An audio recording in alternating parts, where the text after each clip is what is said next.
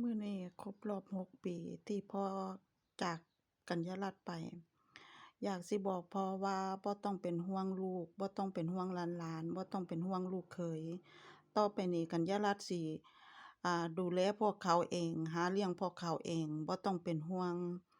แล้วก็บ่ต้องเป็นห่วงหัวห่วงสวนห่วงที่ไร่ที่นาบ่ต้องเป็นห่วงเพราะกัญญารัตน์สิลุกขึ้นมาดูแลและเฮ็ดให้มันดีจัดการให้มันดี ให้มันงอกงามให้มันงอกเงยขึ้นมาใหม่ให้มันดีขึ้นกว่าเก่าต่อไปนี้กัญญารัตน์สิลุกขึ้นมาต่อสู้แล้วก็เฮ็ดให้มันดีขึ้นสานต่อสร้างสิ่งที่พ่อแม่